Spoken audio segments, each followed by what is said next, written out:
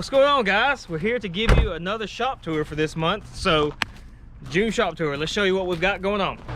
All right, welcome back. Thanks again for y'all joining and subscribing and watching our videos. This is our June shop tour. So you can see the 69 Mustang's still here. We've done a few little things. We're working on a couple parts. We did finally get the radiator and shroud back from powder coating. You can see they're nice and matte black. So we got those back in there. It's really gonna kind of keep that engine bay toned down and where it all kind of goes together. If you walk over here, you can see a couple things have changed. We've got the 64 Corvette chassis here. As you can tell from last time, we've got our LS3 crate engine and Tremec TKX 5-speed transmission drop down in there. On front of this crate engine, we've got the Vintage Air serpentine system, which really looks awesome. We've used these for small block Chevrolet, small block Fords, LS's, Coyotes, and they really keep things, as you can tell, nice and tight. It's really clean. For all those guys with OCD, this is one of the best front runner serpentine systems that we think you can buy. So yeah, it's a brand new 430 horse LS3 straight from Chevrolet Performance, and American Powertrain supplied us with this new Tremec TKX 5-speed. And again, Scott's Hot Rods chassis.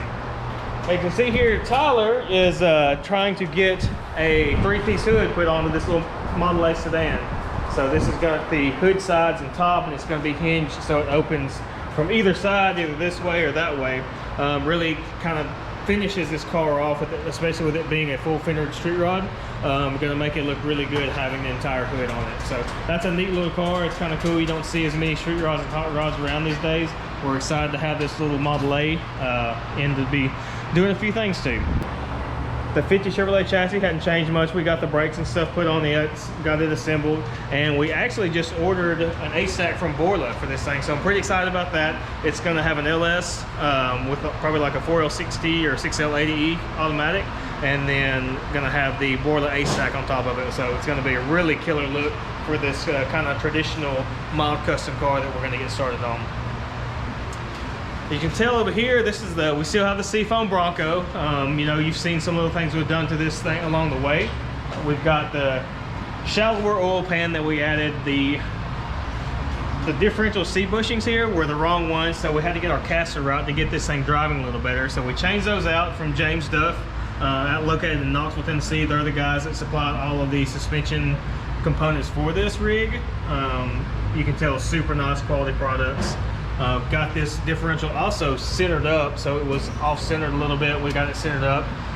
Hoping this thing's going to drive a whole lot better, especially with the caster angle change on this. I think you saw we had the amp power steps on this thing last time, but if you haven't, amp power steps here, they're really neat. When you open the door, it's got two little LED lights on each side. It automatically opens up, lets you get in a lot easier. And we also, when we did this, there was an Optima battery mounted here.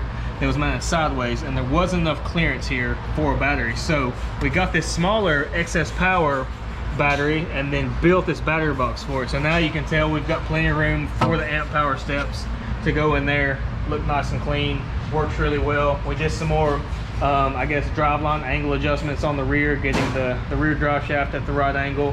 If you walk around to the other side, I'll show you the exhaust that we built for it. The power steps caused a little bit of an issue. The exhaust was ran right down here, down to the frame rail, and kind of dumped back here. And as you can see, there was definitely not enough room here for that. And luckily, it was a very tight squeeze, but we ran a full exhaust up through here. You can see it's a stainless TIG welded exhaust. It goes all the way back. We actually added a resonator at the back. You can see right there. The owner wanted to try to quieten this thing down a little bit. So instead of dumping it in front of the rear tire, we brought it all the way back here and dumped it right there to try to quieten it down and get the noise kind of out the back so that the owner could enjoy the radio and kind of be a little bit quieter for him. Another thing you can't really see, what we did is that all of the rear hatch and tailgate weathership and moldings, they weren't there. So we got those ordered, got them in, got them installed, so the rear of this thing should be sealed up a whole lot better from not only noise but also moisture and so forth. So that's what's changed here, and we'll go over to the other shop and kind of show you what we've got over there. All right, so if you follow our other social media platforms, you've probably seen this, but if you just follow our YouTube, this is new. It wasn't here last time. So we've got a pretty cherry 56 Chevrolet Nomad. This guy has owned this car since 1971. This is the factory paint, and we have got it in to do rush repair, body work, and get this thing painted. If you can see, we've already started on cutting some of the old rust out. and we've done a little bit of sheet metal fitment, trying to get our gaps a little better and so forth. And we'll be getting this thing blasted here in the near future. You can see some parts inside. We've already had some media blasted, and we've got them in epoxy primers to get them sealed up so they won't rust. That's a good foundation to start body work on. Over here you can see a lot of our garnish moldings and different interior pieces, steering wheel and such. We already had those blasted as well, so they've been to bare metal, got epoxy primer on them. We did some light filler work, we did some glaze coat and so forth, and now this is in high build primer, ready to sand and spray. So we're trying to get all these finished so that we can get them back to the owner. He can have them and make sure that they're undamaged so he can put them back together. But yeah, you can see Anthony's over here standing on the steering column right now. We're working on getting these things in 400 so we can get them painted. So we still got the F100. You can see we've done a few small things to it. We got the cruise control figured out, hooked up. That's all buttoned up. We're still waiting on the trim that goes around the front windshield and the back glass. We've got to have that before we can put the glass in. We've got the rubber, we've got the glass. We just got to find the trim. We're having a little issue with that. But this thing, we're just kind of waiting on interior as well. It's about ready to go off to the interior shop, get that done, get the glass in, put a few things up, clean it up, polish it, and it'll be ready to hit the road.